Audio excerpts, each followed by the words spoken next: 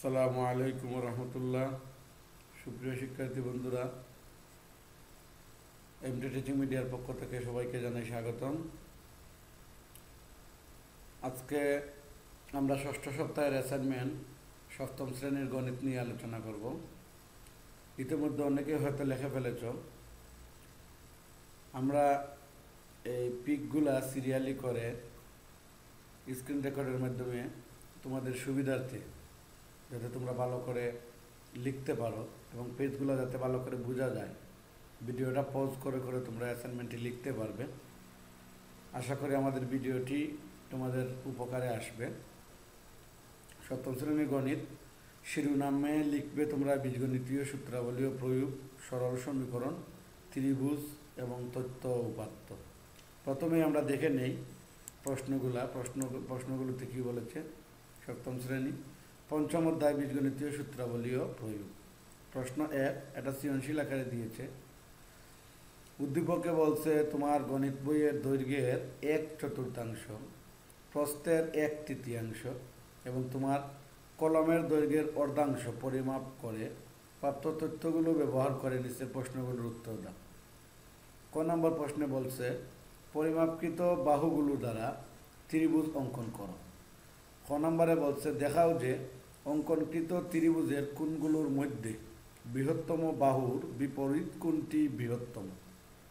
অর্থাৎ যে ত্রিভুজটা তুমি অঙ্কন করবে ক নম্বরে, অঙ্কনকৃত ত্রিভুজের কোণগুলোর মধ্যে বৃহত্তম বাহুর বিপরীত কোণটি বৃহত্তম দেখাতে হবে। গ নম্বর প্রশ্নটি বলছে ত্রিভুজটির কোণ তিনটিকে কেটে আলাদা করে এক বিন্দুতে স্থাপন করে দেখাও যে তিনটি কোণ একত্রে সরল কোণ তৈরি করে।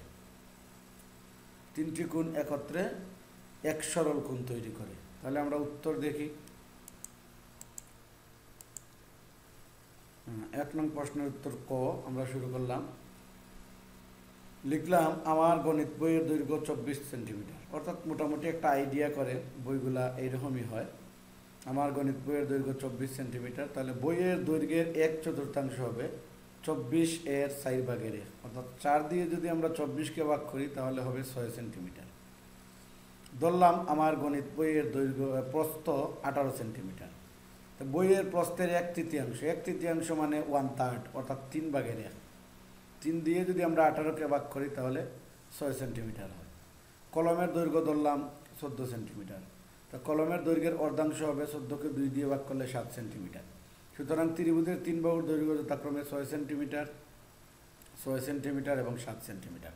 তাহলে এটা হয়ে যাবে সমদ্বিবাহু ত্রিভুজ। আমরা ত্রিভুজটা আঁকলাম। খ নম্বরে কি বলছিল? খ নম্বরে বলছিল যে ত্রিভুজটির বৃহত্তম বাহুর বিপরীত কোণটি বৃহত্তম প্রমাণ করতে হবে। আমরা এখানে এই ত্রিভুজটি আঁকলাম, ক নম্বরের ত্রিভুজটি আঁকলাম। আবার দেওয়া আছে ত্রিভুজ এ বি সি এর বৃহত্তম বাহু বিসি।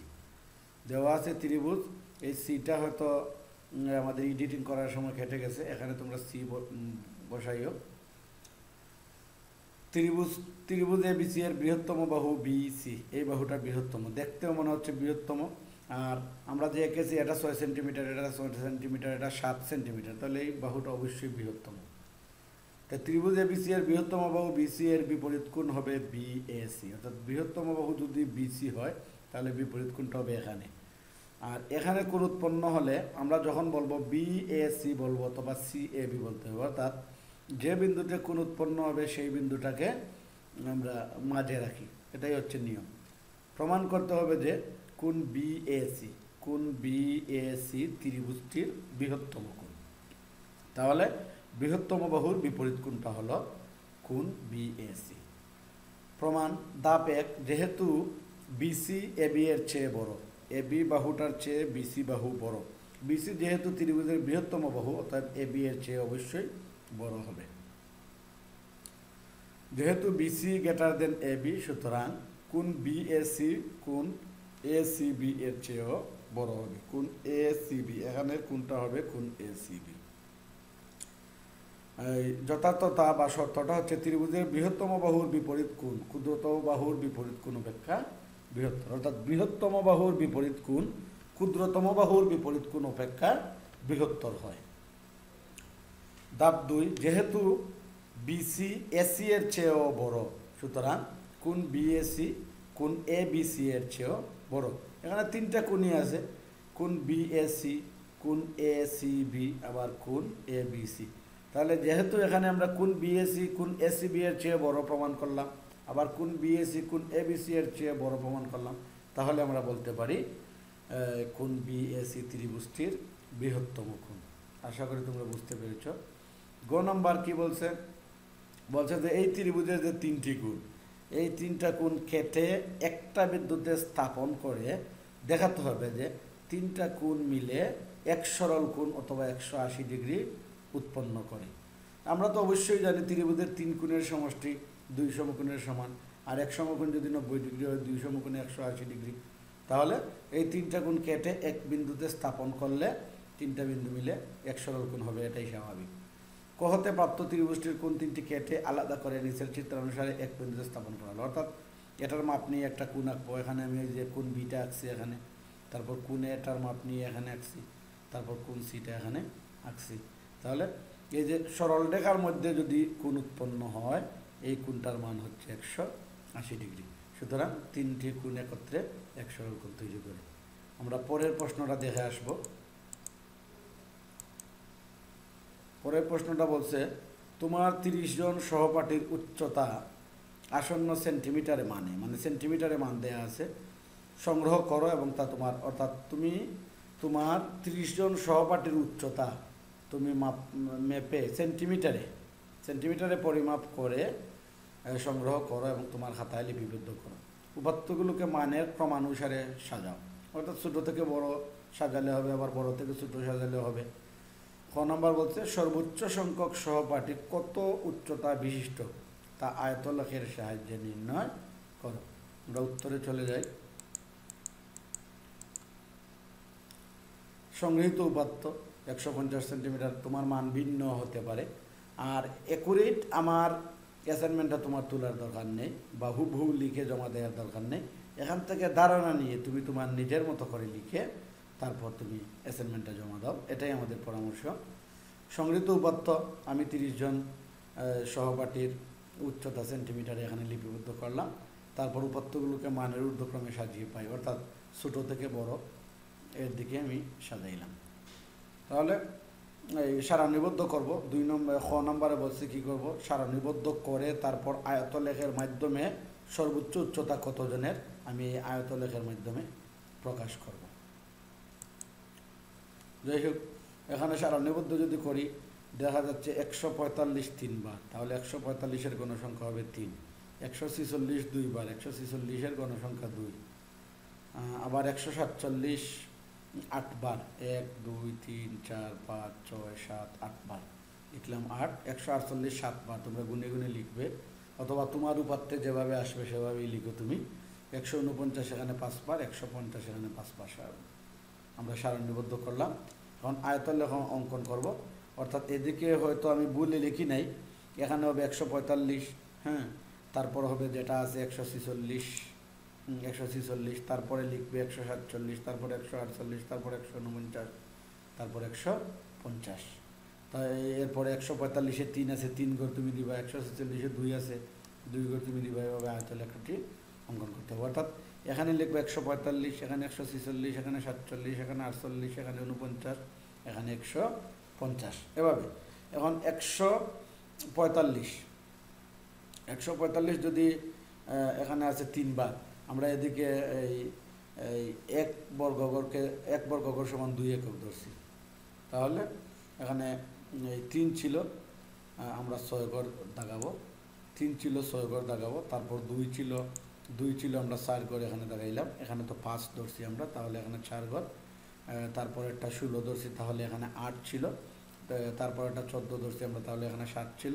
তারপর একটা 10 ধরছি আমরা, এখানে 5 ছিল, এখানে 5 ছিল 10, এভাবে। তাহলে আমরা দেখতে পাচ্ছি যে 145 46 147 সেন্টিমিটার উচ্চতা বিশিষ্ট বেশি সহপাঠী আছে, এটাই। আবার আমরা প্রশ্নটা দেখে আসব। পরের প্রশ্নে কি বলছে? পরের প্রশ্ন সংক্ষিপ্ত প্রশ্ন একাধারে এখানে 16টা আছে, 16টা সংক্ষিপ্ত প্রশ্ন আছে। 16টা আমরা দেখব। প্রথমটা -p + 6 এর বর্গ কত? মাইনাস পি প্লাস সিক্সের বর্গ কত, তারপর P plus Q is equal to 7 এবং পি কিউ মাইনাস 3, হ্যাঁ হলে 2 into P square plus Q স্কোয়ারের মান কত, এটা কিন্তু একটা সূত্র আছে, এটা দিয়ে করতে পারবা। 3a স্কোয়ার বিসি, তারপর 5ab স্কোয়ার ডি এবং এ কিউ সি ডি স্কোয়ার এর লসাগু কত। আবার আরও দুইটা রাশি দিছে, বলছে গসাগু কত। হ্যাঁ, আবার একটা বর্গ আকারে একটা রাশি দেওয়া আছে, এই রাশিটা সরল মান বের করতে হবে। আবার 49 বা 49x স্কোয়ার প্লাস 4a স্কোয়ারের সাথে কত যোগ করলে যোগফল পূর্ণবর্গ হবে। হ্যাঁ, তারপর এই x square minus 4x square minus 9z square plus 4a square একটি উৎপাদক এত হলে অপরটি কত। তাহলে এটা দিয়ে যদি আমরা এই পুরোটাকে ভাগ করি তাহলে অন্য উৎপাদকটা বের হয়ে আসবে। তারপর 8 নম্বরে এখানে 1 2 3 পর্যন্ত দেওয়া আছে। হ্যাঁ, 9 নম্বর অঙ্ক 10 11 এভাবে 16 পর্যন্ত আছে। আমরা অঙ্কগুলোর আনসার দেখলেই মোটামুটি প্রশ্ন সম্পর্কে ধারণা করতে পারবো ইনশাল্লাহ। প্রথমেই minus P plus 6 whole square এর বর্গ নির্ণয় করতে হবে। তাহলে মাইনাস পিকে আমরা এ ধরবো আর 6কে বি ধরবো, A plus B whole square. তাহলে square plus 2ab plus B square, মাইনাসকে যদি আমরা বর্গ করি মাইনাসে মাইনাসে প্লাস হয়ে যাবে, P square plus A minus 2 দিয়ে 6কে গুণ করলে 12, হ্যাঁ 12p প্লাস 6 36। তারপর একটা 2 নম্বর দেওয়া আছে P plus Q is equal to 7, P minus Q is equal to 3। তাহলে 2 into P square plus Q স্কোয়ারের মান কত। আমরা এই সূত্রটা জানি, 2 into P square plus Q square সমান P plus Q whole square plus P minus Q whole square. অর্থাৎ মেন সূত্রটা হচ্ছে 2 into A square plus B square সমান A plus B whole square plus A minus B whole square. এখানে মান বসিয়ে দাও, P plus Q এর মান 7, 7 square plus P minus Q এর মান 3 স্কোয়ার, 7 7 49, 3 3 9, 49 আর 9 এখানে হবে 58। আমি হয়তো এখানে বলে লিখি নেই, 49 আর 9 58 তোমরা লিখে ফেলবা। 3 নম্বরে লসাগু নির্ণয় করার জন্য বলছে, প্রথম রাশিটা আমরা বাংলাম 3 একা 3টা লিখলাম, এ স্কোয়ার এর মানে এ ইন্টু এ, বিসি বি ইন্টু সি, অর্থাৎ বিসি যে কথা বি ইন্টু সি সেম কথা। 5 লিখলাম, এ লিখলাম, বি 2টা, বি ইন্টু বি লিখলাম, ডি লিখলাম। তারপর তৃতীয় রাশি এ কিউ 3টা এ লিখলাম গুণ আকারে, সি লিখলাম, ডি স্কোয়ার, হ্যাঁ 2টা ডি লিখলাম গুণ আকারে। লসাগু কী হবে, এখানে প্রথমে যদি আমরা সংখ্যাগুলো নেই, এখানে 3 আছে, এখানে 5 আছে, 3 এবং 5 দুটোই নিতে হবে লসাগু যেহেতু। এ এখানে আছে 2টা, এখানে একটা, এখানে 3টা। বড়টা লসাগুর ক্ষেত্রে বড়টা নিতে হয়, আর গোসাগুর ক্ষেত্রে সব ছোটটা নিতে হয়। তারপর বি আছে এখানে একটা, এখানে 2টা, হ্যাঁ এখানে নাই, 2টাই নাও। তারপর এখানে সি আছে একটা, এখানে নাই, এখানে একটা, একটাই নাও। এখানে ডি আছে একটা, এখানে 2টা, 2টা নিতে হবে। 3 5 15, এগুলো পাশাপাশি লিখলাম, লসাগু হয়ে গেল। পরে 4 নম্বরে গোসাগু বের করার জন্য বলছে, তাহলে এখানে এক্স কিউ মাইনাস 25x আছে, এখানে 3টা এক্স, এখানে একটা এক্স, হ্যাঁ একটা এক্স কমন নাও। এক্স দিয়ে যদি আমরা এক্স কিউকে ভাগ করি তাহলে এক্স স্কোয়ার হবে, মাইনাসের মাইনাস, এখান থেকে এক্স চলে আসলো। অথবা এক্স দিয়ে 25xকে ভাগ করলে এক্স এক্সে কাটা 25 থাকবে। 25কে আমরা 5 স্কোয়ার লিখলাম, তাহলে এটা হয়ে গেল square minus B square, A plus B into A minus B. তোমরা ভিডিওটা পজ করে করে এগুলো কপি করতে পারো ইজিলি, অসুবিধা নাই। আবার আমার এমটি টিচিং মিডিয়া ফেসবুক পেজে এগুলার পিকও দেওয়া আছে, তোমরা ডাউনলোড করে লিখতে পারো। সেই ক্ষেত্রে মোবাইলের ব্রাইটনেস একটু বাড়িয়ে, তারপর ডাউনলোড করে মোবাইলের ব্রাইটনেস একটু বাড়িয়ে তোমরা ইজিলি লিখতে পারো। দ্বিতীয় রাশি x square plus 2x minus 15, তাহলে আমরা এখানে মিডিল ফ্যাক্টর করবো, অর্থাৎ 15 হচ্ছে শেষ রাশি, আর প্রথম রাশি x square, 15 into x square 15x square, এই দুইটার গুণফল আমরা লিখে রাখবো আলাদা কাগজে বা এই কাগজের কোনার দিকেও লিখে রাখতে পারো। তারপর এই 2xকে ভেঙে 2টা সংখ্যা আনতে হবে, যোগ বা বিয়োগ করলে 2x হবে, আর গুণ করলে 15x স্কোয়ার হবে। আমরা আনলাম 3x আর 5x, 5x থেকে 3x গেলে প্লাস 2x, 3 5 15। তাহলে 5x এর আগে প্লাস দিলাম আর 3x এর আগে মাইনাস দিলাম। এই জায়গায় কমন নেওয়া যায়, এই দুইটার মধ্যে কমন নেওয়া যায়। এখানে 2টা x, এখানে একটা x কমন নিলাম। x দিয়ে x স্কোয়ারকে ভাগ করলে একটা x মাইনাস x চলে আসলো, এখানে থাকলো 3। এখানে 5 আছে, হ্যাঁ এখানে 15 আছে, 5 কমন নেওয়া যায়, x নেওয়া যায় না কারণ এখানে x আছে এখানে নাই। 5 কমন নিলাম, এখানে থাকলো শুধু x মাইনাস 5 দিয়ে যদি আমরা 15কে ভাগ করি তাহলে 3, x মাইনাস 3 একটা, 2টা একটা কমন নেব আমরা, x মাইনাস 3, আর এই x আর এই প্লাস 5 মিলে আরেকটা উৎপাদক। তাহলে এখানেও আছে x প্লাস 5, এখানে x প্লাস 5, নির্ণয় গোসাগু x প্লাস 5, কারণ দুই জায়গায় যেটা থাকবে সেটা হচ্ছে নির্ণয় গোসাগু। 5 নং প্রশ্নে আমরা দেখব এই যে এটার সরল নির্ণয় করার জন্য বলছে a minus 3 whole square minus 2 into a minus 3 into a plus 3 plus a plus 3 whole square.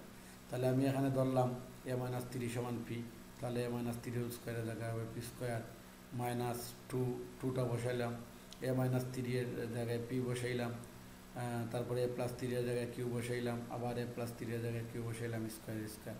তাহলে এটা P square minus 2 P Q plus Q স্কোয়ারের সমান হয়ে যায় P minus Q whole square.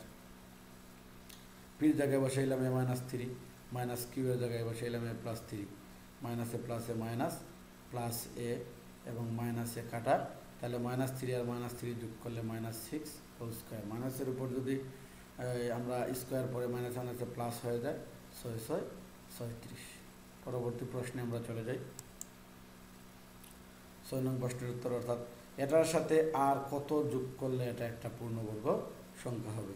পূর্ণবর্গ এই যে আমরা এখানে বাংলাম 49x স্কোয়ার, এটাকে 7x হোল স্কোয়ার লেখা যায়, আবার 4 স্কোয়ার এটাকে 2y হোল স্কোয়ার লেখা যায়। হ্যাঁ, তাহলে A square plus B square A plus B whole square minus 2ab 7 দুগুণা 14 14 দুগুণা 28 28xy। দেখা যাচ্ছে যে প্রদত্ত রাশির সাথে 28xy যোগ করলে প্রদত্ত রাশিটি দাঁড়ায় 7x plus 2y whole square.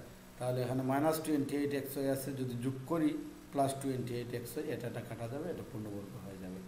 আশা করি তোমরা বুঝতে পেরেছ।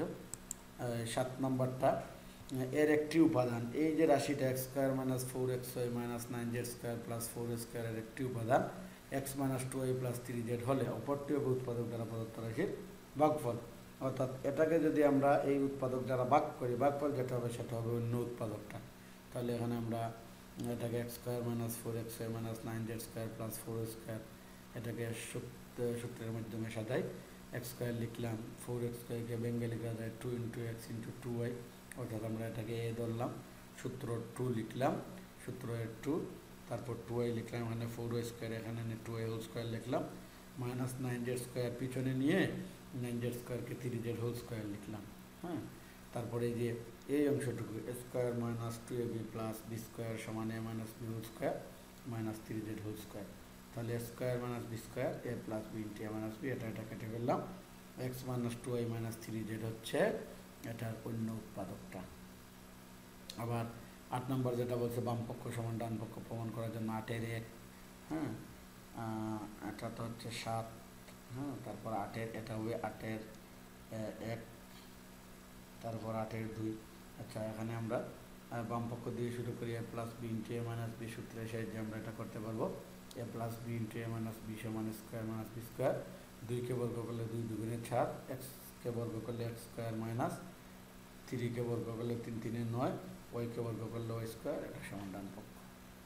আবার 8 নং-এর 2, বাম পক্ষ সমান half of M minus N whole square plus M plus N whole square, এটা আমরা হাফের হাফ লিখলাম। তারপর এটা সমান আমরা জানি 2 into M square plus N square, উপরের 2 নিচের 2 কাটা, থাকলে M square plus N square সমান ডান পক্ষ, অর্থাৎ 2 নং সঠিক। এগুলা সঠিক কিনা যাচাই করার জন্য বলছে।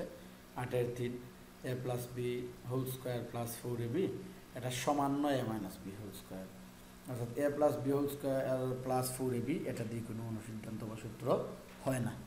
তাহলে আমরা এটা সমান নয় A minus B whole square, অর্থাৎ সমান নয় ডান পক্ষ, সুতরাং এটা বাম পক্ষ সমান নয় ডান পক্ষ, অর্থাৎ 3 নং সঠিক নয়। 9 নম্বর, এখানে বলছে কি এই X minus Y whole square সমান 29, তাহলে এক্স প্লাস ওয়াই হোল স্কোয়ারের মান কত?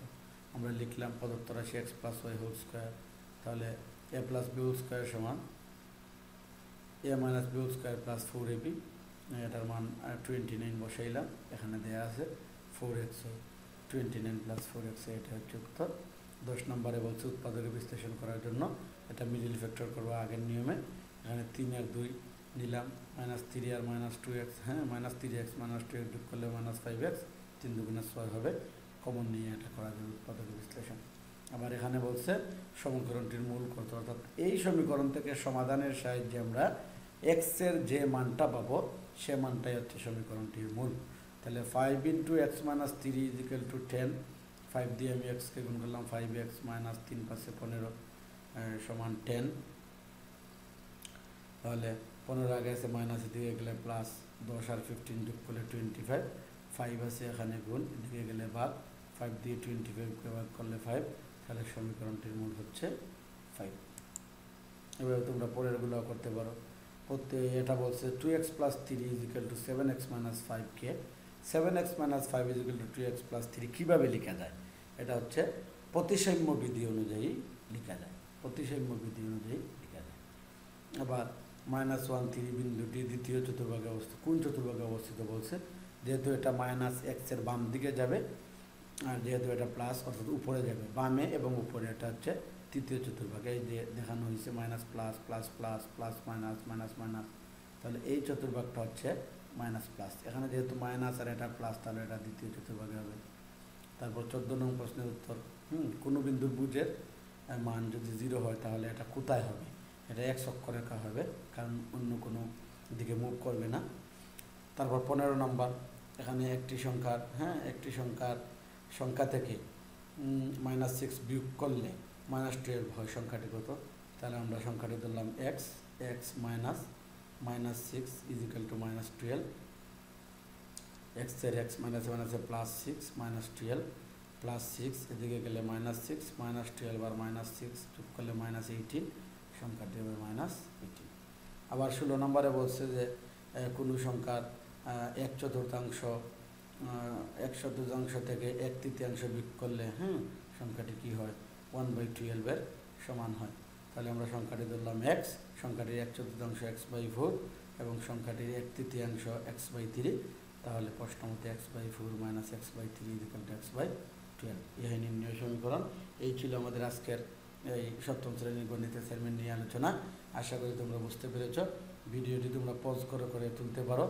আর এইরকম পিকের জন্য আমাদের এমটি টিচিং মিডিয়া ফেসবুক পেজে তোমরা ফলো করতে পারো। এই পেজে সব ভিডিও দেওয়া আছে এবং সব ক্লাসের গণিত ভিডিও, আইসিটি ভিডিও,